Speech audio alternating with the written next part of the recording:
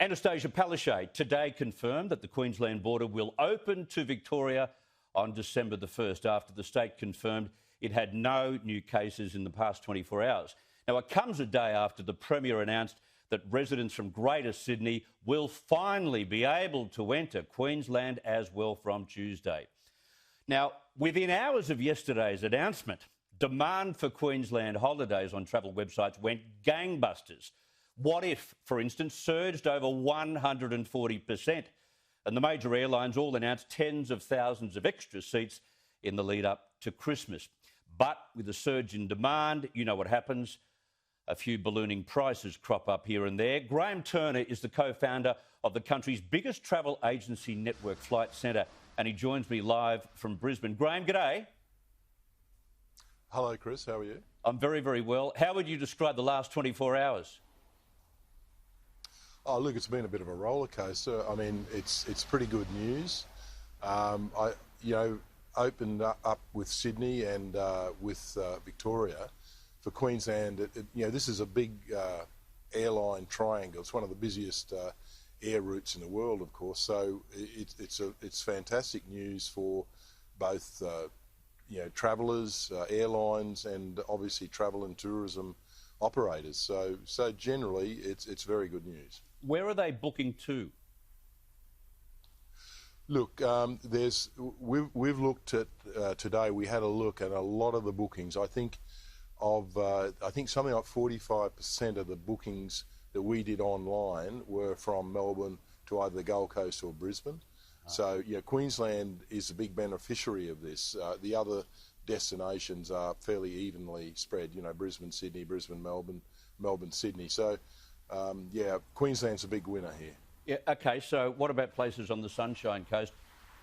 Are accommodation prices ballooning as they normally do when there's a surge in demand?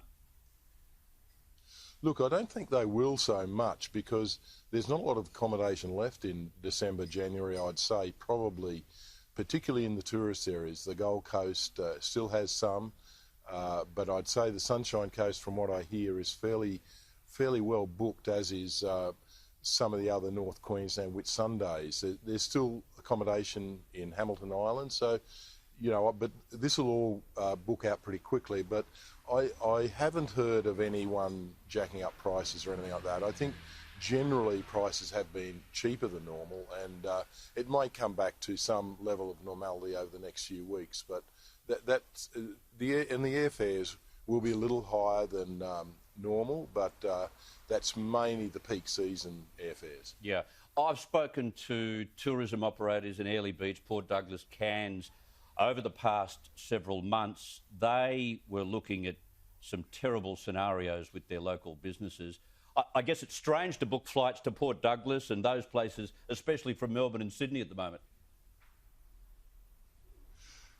Yes, for sure. I mean, people going to Cairns for Port Douglas, but as I think you said, a lot of these smaller operators have been really struggling, and their survival is not guaranteed yet. We're a larger company. We have the capacity to raise capital, but a lot of the small operators, they do live month to month, and it's going to be, without JobKeeper, for example, they're really going to struggle. So a lot of them are in serious strife, and whether this is in time to help them out, it's very hard to see. So what happens if I, for instance, booked a $10,000 flight and accommodation package to Cairns tonight, and then the Chief Health Officer in Queensland gets very, very nervous next week and shuts the border again? How do I get my money back, or don't I?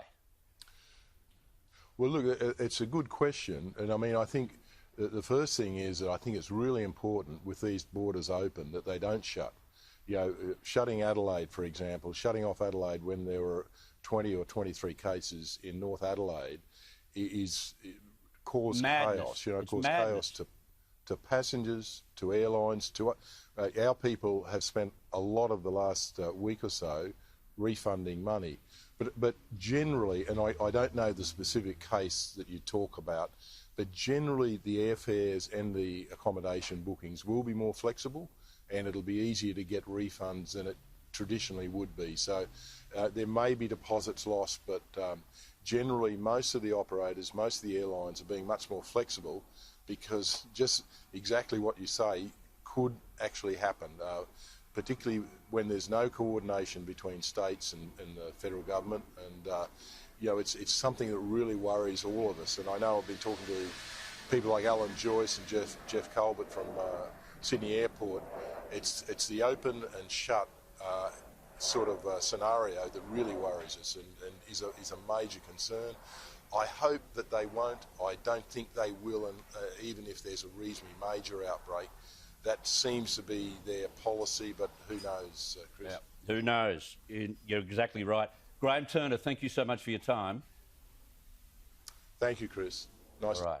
I bet you no one's game enough in Queensland to book a trip to Perth for Christmas. Not yet. OK, so all sounds like as if it's forgiven. There seems to be a mass escape to Queensland for Christmas, especially from Victoria. But how confident should you be that you'll be able to make the trip when, even before she opens the border, the Premier Annastacia Palaszczuk is talking about the possibility of closing it again? States have the prerogative. The High Court upheld the situation where states can make the decisions to look after the health of their citizens, and strong border measures protect the health of their citizens. It was upheld by the High Court. It's not about whether it's legal to do it. She's missed the point. It's about whether you should be able to control a cluster with one of the world's best health systems. There's nothing like being partially definitive, is there? You close the borders based on small clusters spiking elsewhere. How can you do that? So if your trip has been cancelled, well, don't hold your breath about obtaining a refund. You could be among the tens of thousands of Australians who've lodged complaints about travel bookings with the ACCC this year. Most refund policies are null and void if government decides travel needs to stop. It's a minefield